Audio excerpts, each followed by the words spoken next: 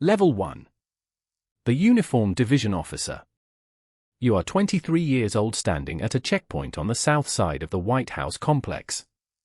It is January and the wind cuts through your uniform like a blade. Your feet ache. You have been standing for 6 hours. You have 2 hours left on your shift. You do not move except to check credentials. You grew up in a small town in Ohio. Your father was a cop for 30 years. He worked the same beat until his knees gave out. You wanted something bigger. You wanted to protect something that mattered. You took the exam. You passed the background check. You spent 12 weeks at the Federal Law Enforcement Training Center in Georgia. You learned to shoot and fight and scan a crowd for threats. You graduated on a Thursday. Your father came. He did not smile much, but you could see he was proud. Now you stand at a gate and check IDs. You verify names against lists. You inspect vehicles with mirrors and dogs. You say yes sir and no 100 times a day. Tourists take photos of you. You do not smile. You do not move. You are part of the scenery. Your post is E Street. You check the badges of White House staff arriving for work. Most of them do not look at you. You are furniture to them. A 23-year-old with a gun and no power. You learn their faces anyway. You learn which ones are kind and which ones are rude. You remember everything. That is the job. You work 12-hour shifts on a rotating schedule. 3 days on, 2 days off, 2 nights on, 3 days off. Your body never adjusts to the rhythm. You are always tired. You drink coffee until your hands shake. You learn to sleep in short bursts. You learn that exhaustion is just part of the uniform. You live in an apartment in Alexandria with 2 other officers. The apartment is small and smells like old pizza. You share a bathroom. You work opposite shifts so you barely see each other. You are never truly alone and never truly together. It is a strange kind of loneliness. You make $45,000 a year. After taxes and rent you have enough to eat and not much else. You drive a 10-year-old Honda. You do not go out much. Most of your friends from home are getting married or buying houses. You are standing at a gate in the cold checking IDs. You tell yourself it is a stepping stone. You tell yourself it will be worth it. A drunk driver tries to ram the gate on a Tuesday night.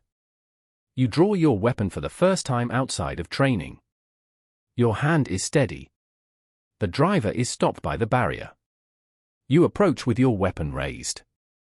The driver is a college kid who made a wrong turn and panicked. He is crying.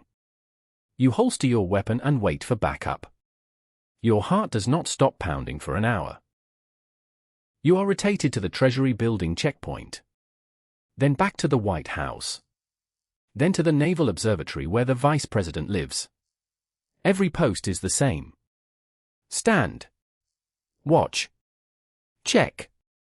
Repeat. You learn that vigilance is not dramatic. It is repetitive and boring and essential. You learn that nothing happening is a successful day. A senior officer named Castellano takes an interest in you. He is 40 and has been Uniform Division for 18 years. He tells you that if you are smart you will move to the special agent side. He tells you Uniform Division is a career with a ceiling. You can make sergeant. Maybe lieutenant. But you will always be at a checkpoint. Always standing post. He asks if that is enough for you. You say no. He nods. He sees the hunger. He tells you to apply. You submit your application to become a special agent. The process takes 8 months. Background interviews. Polygraphs. Fitness tests. Psychological evaluations. You are asked about every job you have ever had. Every person you have ever known. Every mistake you have ever made. They dig into your life like archaeologists. You pass. Barely. A college girlfriend said you had a temper. You explained it. They accepted your explanation. You are approved for training. You stand your last shift at the E Street checkpoint on a cold morning in November. You look at the White House one more time. You have stood outside it for 2 years. You have never been inside. That is about to change. You tell yourself this is what you wanted. You are not wrong. But you do not yet know what it will cost. Level 2. The Special Agent Trainee. You are 25 years old at the James J. Rowley Training Center in Laurel, Maryland. The facility is hidden behind trees and fences. There are gun ranges and driving tracks and a mock downtown street. There are 40 people in your class. 32 men. 8 women. You do not make friends. You make allies. Everyone is competing for the same limited spots on protective details. The training lasts for months. You wake at 5 a.m. and run 3 miles before breakfast. You learn advanced firearms tactics. You shoot until your shoulders ache and your ears ring even with protection. You learn to shoot while moving. You learn to shoot with your weak hand. You learn to reload in the dark. You qualify expert marksman. It is expected, not celebrated. You learn protective formations. You learn to move as a unit. You learn where to position your body to shield the protectee. You are taught that your body is a tool. It exists to stop bullets meant for someone else. You are told this directly. No one sugarcoats it. You nod and take notes. The weight of it does not hit you yet. It will. You learn emergency medicine. You learn to treat gunshot wounds and cardiac arrest. You learn to work while under fire. The scenarios are loud and chaotic. Instructors scream at you. Blanks are fired over your head. You have to perform a needle decompression while someone is shooting at you. Your hands shake the first time. They do not shake the second time. You are adapting. You learn defensive and evasive driving. You drive at high speeds through obstacle courses. You learn to execute a J-turn and a bootleg turn. You learn to ram a vehicle blocking your route. You crash twice. The instructors do not care. They tell you to go again. You do. You learn that fear is just information. You learn to process it and move forward. You are taught the history of the service. You learn about the agents who died protecting presidents. You learn about Leslie Coffelt, who was killed stopping an assassination attempt on Truman. You learn about Tim McCarthy, who took a bullet for Reagan. You are shown the video of Reagan being shot. You watch McCarthy step into the line of fire. The room is silent. You understand what you are signing up for. You study past assassination attempts. You study the failures. JFK in Dallas. The breakdowns in protocol. The mistakes that cost a life. You are told that every failure is written in blood. You are told that you are the last line of defense. If you fail, someone dies. The pressure is articulated clearly. Some people in your class wash out. They are not weak. They are just honest about what they can carry. You learn about financial crimes. The Secret Service was created to fight counterfeiting. Protection came later. You learn about wire fraud and credit card schemes and money laundering. You learn forensic accounting. It is boring compared to the firearms training. But it is half the job. You will spend years investigating fraud before you ever stand post near a president. You pass the final evaluation. You are sworn in as a special agent of the United States Secret Service. The ceremony is short. You raise your right hand and swear to protect the Constitution. Your father is there again. He shakes your hand. He tells you to be careful. You promise you will. It is the first promise you will break. You are assigned to the Cleveland field office. You wanted Washington or New York or Los Angeles. You got Cleveland. You do not complain. Complaining is noted. You pack your car and drive to Ohio. You rent a one-bedroom apartment in a suburb you have never heard of. The apartment is empty. You buy a futon and a coffee maker. You report for duty on a Monday. Level 3. The field agent. You are 26 years old investigating credit card fraud in Cleveland. You sit in an office with fluorescent lights that hum. You review financial records and bank statements. You build cases against criminals who steal identities and open fake accounts. The work is meticulous and unglamorous. You are a federal agent and you spend most of your time in spreadsheets.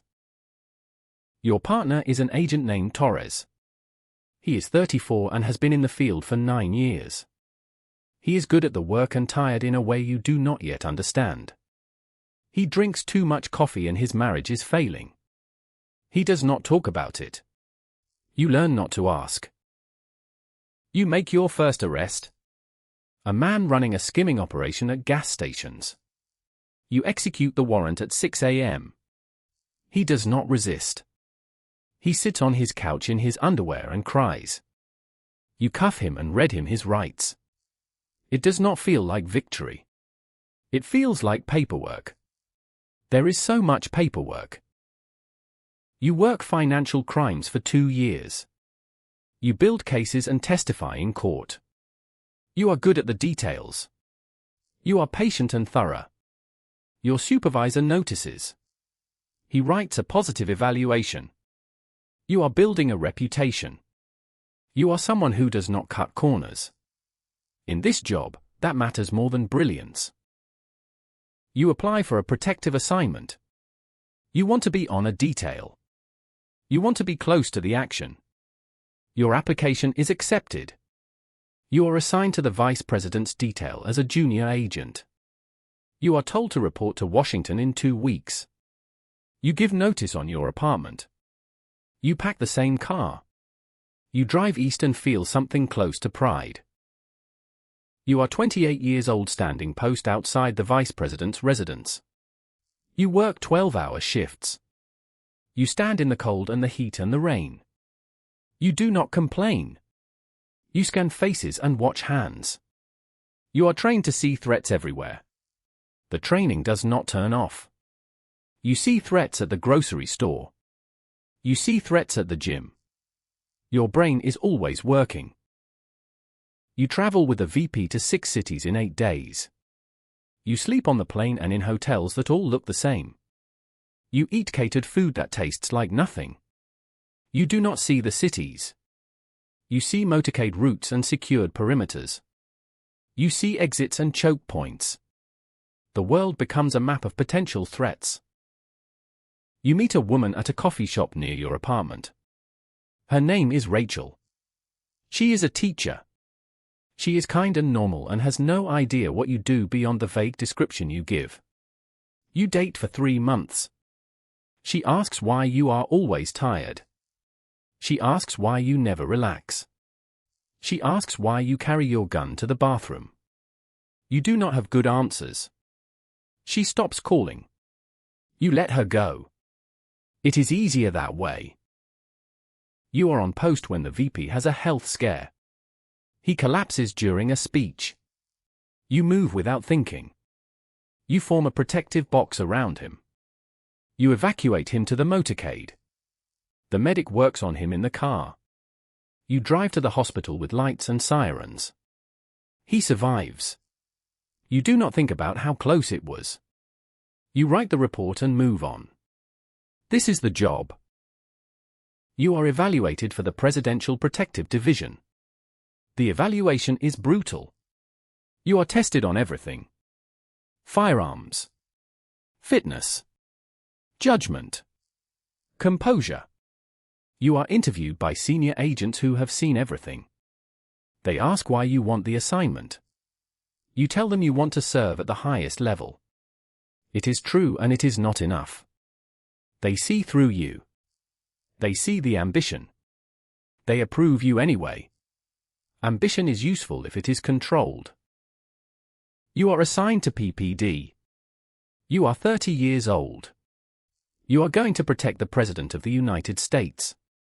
You tell your father. He is quiet for a long moment. He tells you to be careful. You promise you will. You are lying again. Level 4. The Presidential Protective Division Agent. You are 30 years old, standing between the President and everyone else.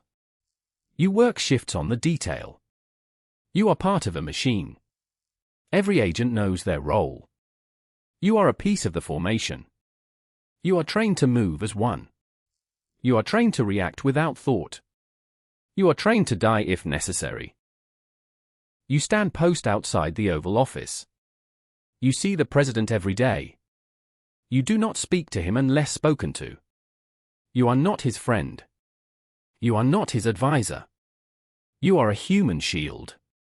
The President learns your name eventually. He nods to you in the morning. It is a small acknowledgement. It means more than it should. You travel everywhere. You are in a different city every week. You see Paris and Tokyo and London from the inside of a security perimeter. You do not see the Eiffel Tower. You see the routes and the fallback positions. You do not eat at nice restaurants. You eat in holding rooms. You do not sleep in your own bed.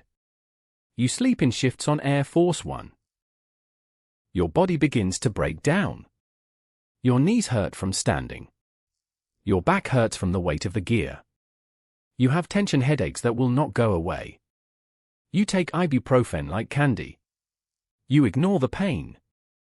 Everyone ignores the pain. Complaining is weakness. Weakness gets you pulled from the detail. You are on the detail when there is a threat at a rally. A man rushes the rope line. You move without thinking. You step in front of the President. You put your body between him and the threat. The man is tackled by uniformed officers. He is unarmed. It was not a real threat. Your body does not know that. Your heart pounds for an hour. You do not show it. You stand post and scan the crowd. The job continues. You miss your grandmother's funeral because the President is traveling. You miss your best friend's wedding. You miss Thanksgiving and Christmas and your own birthday. The job does not stop for your life. You know this when you signed up. Knowing does not make it easier. You meet someone at a security conference. Her name is Lauren. She is a counterterrorism analyst with the FBI. She understands the job. She understands the hours and the travel and the secrecy. You date for a year. It is the longest relationship you have had. You think about proposing. Then you are assigned to an overseas trip for 3 weeks. When you come back, she tells you she cannot do this. She cannot be second to the job forever. You do not argue. She is right. You are promoted to shift leader. You are 34 years old. You manage a team of 12 agents. You are responsible for their performance and their safety. You write evaluations and manage schedules. You still stand post. You still travel.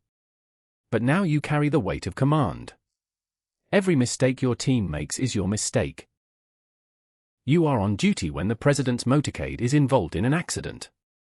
A truck runs a red light and clips the rear vehicle. No one is hurt. The President is secure. You execute the emergency protocol perfectly. The motorcade continues to the backup route. You file the report. You are commended for your response. You do not feel proud. You feel the weight of what could have gone wrong. You start drinking more than you used to. Not on duty. Never on duty. But on your days off you drink until you sleep. It is the only way to turn off your brain. The hypervigilance does not stop when you go home. You see threats everywhere. You cannot sit with your back to a door. You cannot relax in crowds. You are always scanning. Always watching. It is exhausting. You work the detail for 6 years. You have protected 2 presidents. You have traveled to 40 countries. You have stood post in the rain and the snow and the desert heat. Your body is breaking down. Your personal life is non-existent. You are 36 years old and you feel 50. You apply for a promotion. You need to move up or move out. Staying in place is not an option. Level 5. The Assistant Special Agent in Charge. You are 37 years old managing a field office in Miami. You are the second in command. You oversee 60 agents working financial crimes and protective intelligence. You do not stand post anymore. You sit in meetings. You review budgets and allocate resources. You have become a manager. Your office has a window. You can see the street. You watch people walk by and wonder what it is like to have a normal job. To work 9 to 5. To go home and forget about work. You do not remember what that feels like. You manage investigations into cryptocurrency fraud and international money laundering. The cases are complex and take years to build. You coordinate with Homeland Security and the FBI. You attend task force meetings and brief prosecutors. The work is important. It is also endless. Every case you close spawns 2 more. You manage protective intelligence for presidential visits to Florida. You coordinate with local police and federal agencies. You secure routes and venues. You identify threats and assess risk. You are responsible for the safety of the president when he is in your territory. The weight of that does not get lighter. It gets heavier every time. You hire a new agent fresh out of training. He is 25 and hungry. He reminds you of yourself. You want to warn him. You want to tell him what this job will cost. You do not. The service needs him. The machine always needs more. Your father dies of a heart attack. You fly home for the funeral. You see your family for the first time in 2 years. They ask about your job. You tell them it is going well. You do not tell them about the drinking or the insomnia or the failed relationships. You do not tell them that you have given everything to the job and have nothing left for them. You stay for 2 days. You fly back to Miami. You do not visit home again. You are investigated for a security breach. An agent under your command left a laptop in a rental car. The laptop contained sensitive information. You are held responsible. You are reprimanded. The incident goes in your file. You consider resigning. You do not. You have come too far to quit. You tighten protocols and move forward. You are offered a position at headquarters. Assistant Director of Protective Operations. It is a promotion and a move to Washington. You accept. You sell your condo and pack your life into boxes. You have lived in 7 cities in 15 years. You do not have roots anywhere. You are a ghost moving through other people's lives. Level 6. The Assistant Director. You are 42 years old on the 6th floor of headquarters in Washington. You oversee all protective operations. You manage the Presidential Protective Division and the Vice Presidential Protective Division. You coordinate protection for foreign heads of state visiting the U.S. You manage 800 agents. You do not know most of their names. You attend meetings at the White House. You sit in the Situation Room during crises. You brief the Chief of Staff on security protocols. You are in the room where decisions are made. You are close to power, but you do not have power. You serve power. There is a difference. You manage the response to a fence jumper who makes it onto the White House lawn. The incident is a massive failure. The media coverage is brutal. You are called to testify before Congress. You sit at a table and answer questions from senators who do not understand the job. You are professional and contrite. You take responsibility. The hearing is theater. Everyone knows it. You play your part. You implement new security measures. More officers. Better training. Enhanced barriers. The changes are expensive and unpopular. You do not care. Your job is not to be liked. Your job is to prevent the next failure. You sign off on a $50 million security upgrade. The money is approved. You sleep a little better. You have a heart scare. Chest pains during a morning briefing. You are taken to the hospital. The tests show nothing serious. Stress and exhaustion. The doctor tells you to slow down. You nod and go back to work the next day. Slowing down is not an option. The threats do not take a day off. You are alone every night. You live in a townhouse in Arlington. The townhouse is clean and empty. You eat takeout and watch cable news. You see coverage of the president at events you planned. You see the agent standing post. You know what they are feeling. You remember what it was like. That version of you feels like a different person. You attend a reunion of your training class. 12 of the original 40 are still with the service. The rest quit or were fired or died. You sit at a table with people who understand what you have given. You do not have to explain the missed birthdays or the failed marriages or the constant vigilance. They know. It is the most comfortable you have felt in years. The reunion ends. You go back to your empty townhouse. You are promoted to deputy director. You are 45 years old. You are the second highest ranking member of the Secret Service. You oversee 7,000 employees and a budget of $2 billion. You brief the president monthly. You testify before Congress quarterly. You manage crises that never become public. You are one of the most powerful people in federal law enforcement. You are completely alone. Level 7. The Deputy Director. You are 46 years old and you do not remember the last time you slept through the night. Your phone is always on. Crises do not wait for business hours. You are called at 2 a.m. about a threat against the president. You are dressed and in the car in 10 minutes.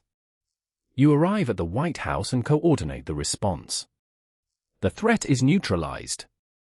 You go home at dawn. You do not go back to sleep.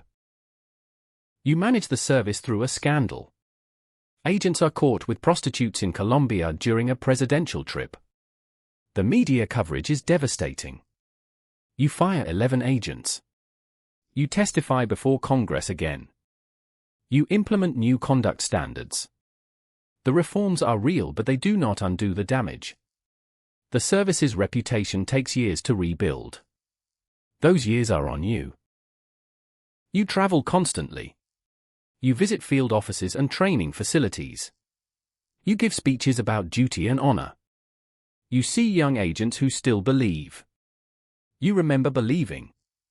The memory feels like something from someone else's life. You say the words anyway.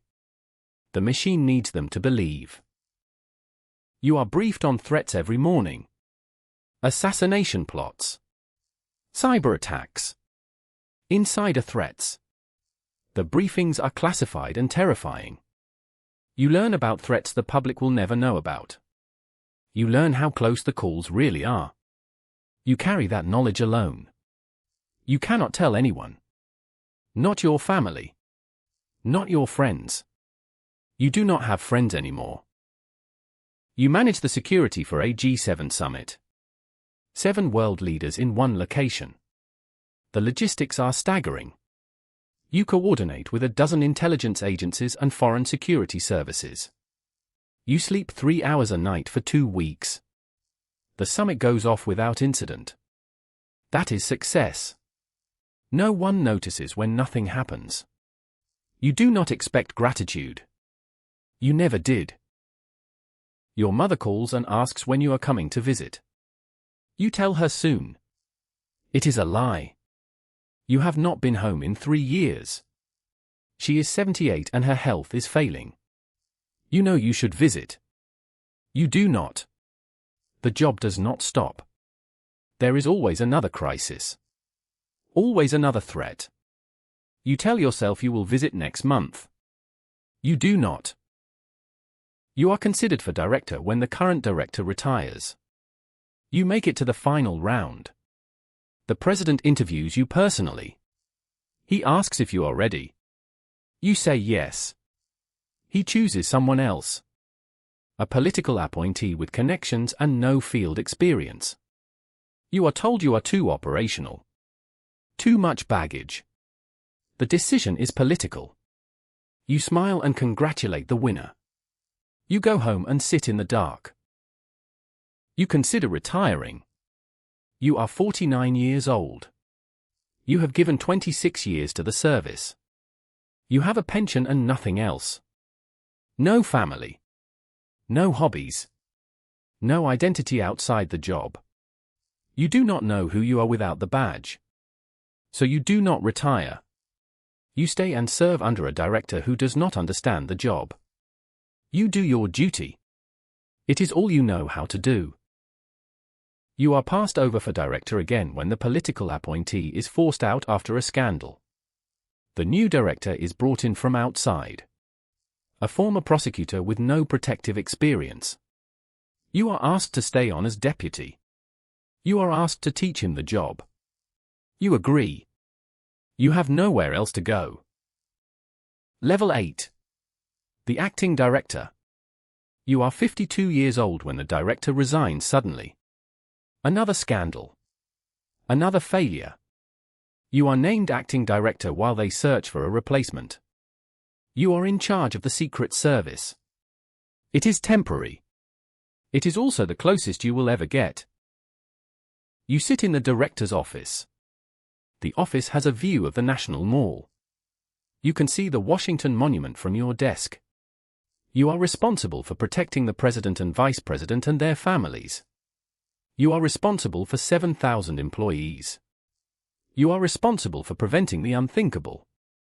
The weight of it sits on your chest every moment of every day. You brief the president in the Oval Office. You stand where you once stood post. But now you are on the other side. You are the one giving information. The president asks tough questions. You give honest answers. He trusts you. That trust is the heaviest thing you carry. You manage the service through a presidential election. The campaign is chaos. Multiple protectees traveling constantly. Massive rallies with tens of thousands of people.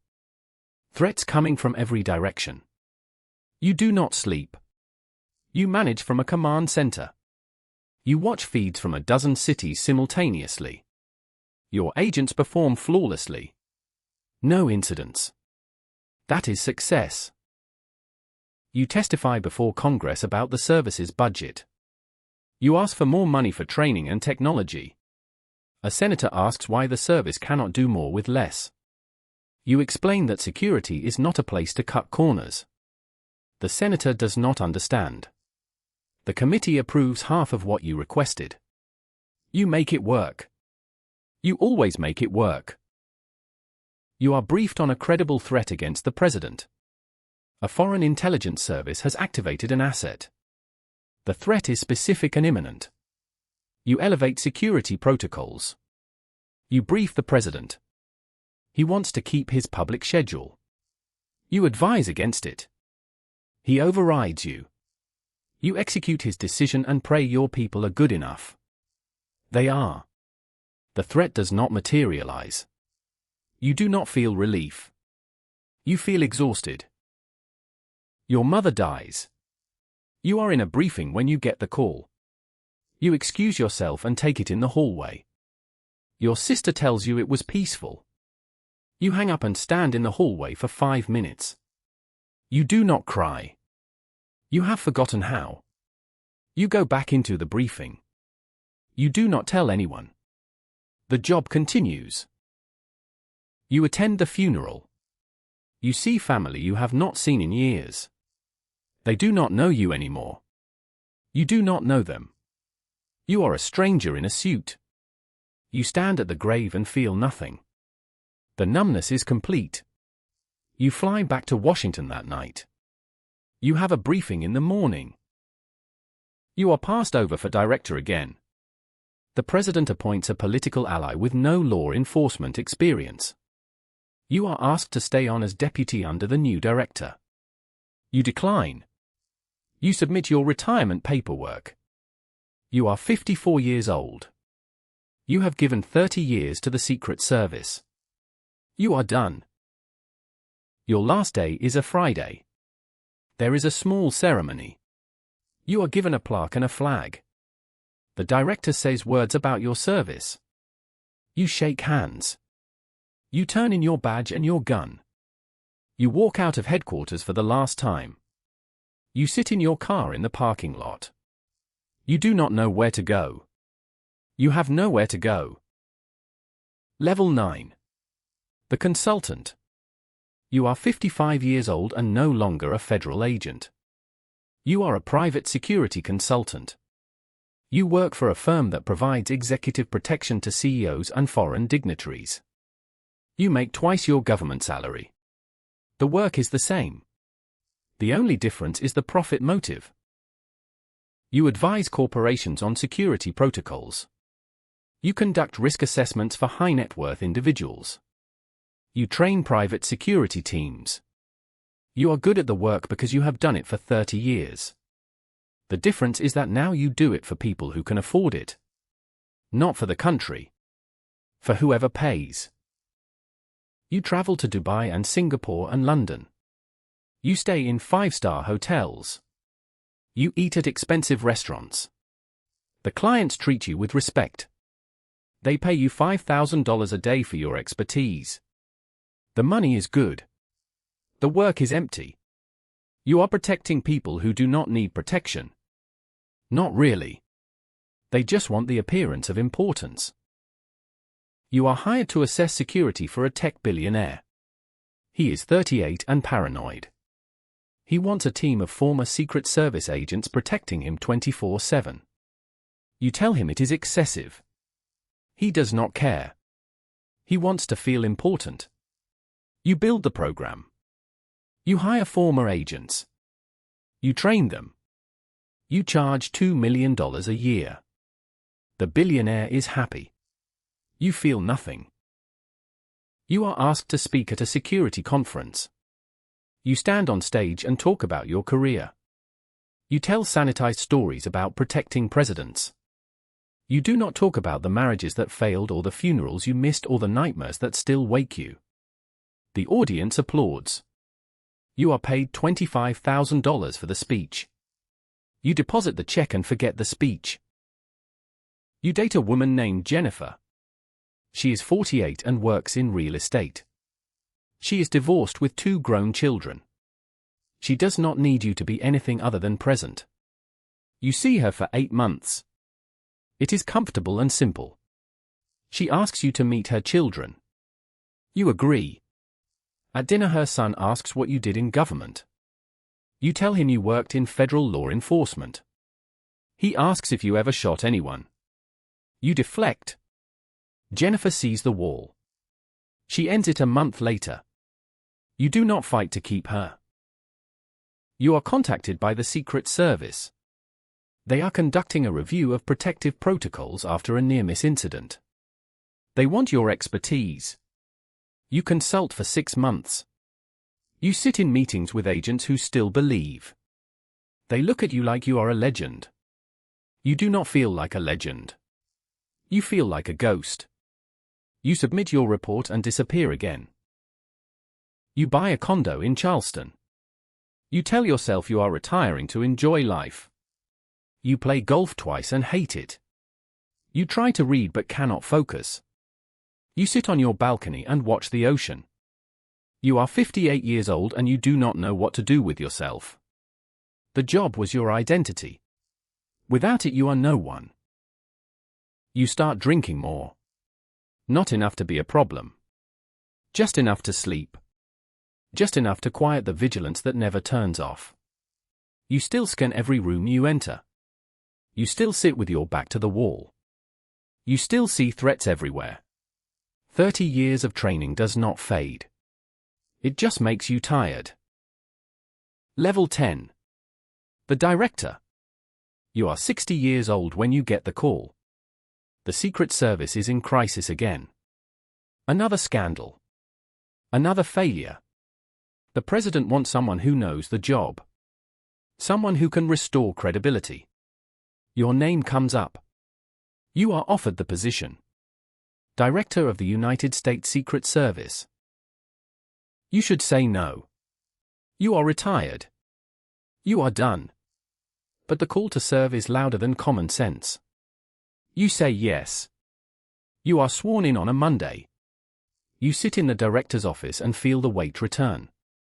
You are responsible for everything again. You implement reforms immediately. You fire underperforming leadership. You increase training standards. You demand accountability. You are not there to make friends. You are there to rebuild an institution. The changes are painful and necessary. You make enemies. You do not care. You brief the president weekly. You manage protection for a president who does not like being protected. He wants to interact with crowds. He wants spontaneity. Your job is to keep him alive while letting him be president. The balance is impossible. You do it anyway. You manage the service through a pandemic. Protective operations do not stop because of a virus. Your agents are exposed. Some get sick. Some die. You attend their funerals and meet their families. You tell them their loved ones died serving. It is true. It does not make it easier. You testify before Congress about January 6th. You are asked why the service did not prevent the breach of the Capitol. You explain that the Secret Service protects individuals, not buildings. The senators do not care. They need someone to blame. You take the blame. That is the job. You work 16-hour days. You sleep in your office some nights. Your body is failing. Your back hurts constantly. You have high blood pressure and insomnia. The doctors tell you to slow down. You do not. There is too much to do. The threats are real and constant. You cannot slow down. You are approached by a journalist writing a book about the Secret Service. He wants to interview you. You decline. He writes the book anyway. It is critical of the service and of you personally. You read it and recognize some truth in it.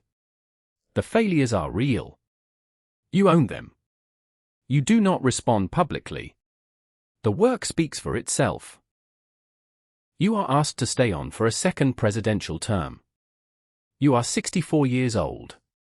Your body is breaking down. Your mind is exhausted. You should retire. You agree to stay. You do not know how to leave. The job is all you have. It has been all you have for 40 years. You attend a ceremony honoring fallen agents. You see the names on the wall. You knew some of them. You trained some of them.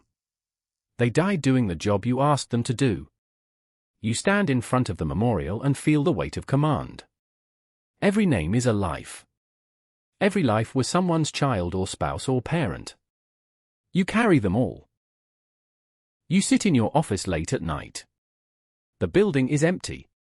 You look out at the National Mall. You can see the Capitol and the monuments. You have protected this city and this country for 4 decades. You have given everything. Your health. Your relationships. Your chance at a normal life.